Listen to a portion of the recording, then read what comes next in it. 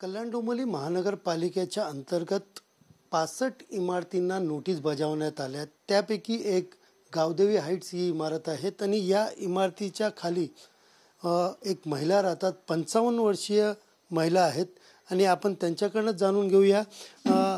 सुमनताई, तुम्ही या ठिकाणी किती वर्षापासून राहतात आणि अचानक आता नोटीस आली आहे, काय तुम्हाला भीती वाटते? भीती वाटते म्हणजे काय, होते नव्हते तेवढे पैसे टाकून मिस्टर पण मारले माझे। आता मला काहीच सारच नाही आहे। आता आम्ही बिल्डरचा ऐकून रूम घेतलेत, लिगली आहे, असं आहे तसं आहे। आता आम्ही जाणार कुठे? मला तर चालायला पण नाही होते, मला कोणाचा सहाराच नाही आहे। तर आता मी काय करणार? सरकारने आम्हाला एवढंच आमचं घर आमच्या नावावर म्हणजे लिगली करून द्यावं एवढीच विनंती आहे।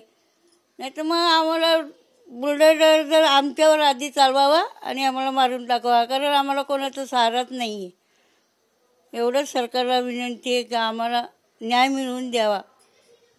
एवढ्या वर्षापासून तुम्ही राहता इकडे आणि अचानकपणे पालिकेने अशा प्रकारचं हे केलं। पण पालिकेने बघा आम्हाला टॅक्स लावून दिला, आम्हाला सगळं पाणी बिल येतं, सगळं येतं। मग तेव्हा जेव्हा बिल्डिंगचं काम चालू होतं तेव्हाच पालिकेने लक्ष घालायला पाहिजे होतं ना। आता तुम्ही सगळ्याला मंजुरी दिली आणि आता असं सांगणार तोडणार म्हणजे आम्ही करायचं काय? आता पालिकेचे अधिकारी असतील किंवा पालिका कर्मचारी असेल, ज्या वेळेला ही बांधकामं झाली त्यावेळेला दुर्लक्ष केलं आणि आपली जमापुंजी लावलेली आहे आपण, आणि आता संकट जे आलंय, आता या घरावरती कारवाई होणार आहे। कसं तुम्हाला म्हणजे काय वाटतं? आता काय वाटतं? आता काय करणार? वाटून काय बोलून फायदा?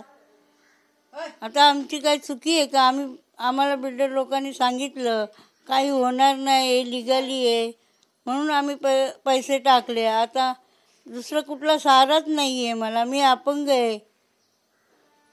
एकंदरीत पाहायला गेलं तर अनेक घरावरती संकट आलेले, त्यापैकी सुमनताई ज्या आहेत त्या अपंग आहेत, त्यांचे पती तेही देखील नाही आहेत। आता स्वतःचा संसार हा कसा गाडा ओढायचा आणि हे घर गेल्यावरती नेमकं कुठं राहायचं हा प्रश्न त्यांच्या मनात आहे। आणि यांच्यासाठीही कोण येणार धावून? देवाभाऊ येणार की नक्की आपल्यासाठी कोण धावून येणार, या आशेने त्यांचे डोळे जे आहेत ते वाटेवरती लागलेले आहेत। कॅमेरा पर्सन गणेश राहटेसह सुनील जाधव, TV9 मराठी, डोंबिवली।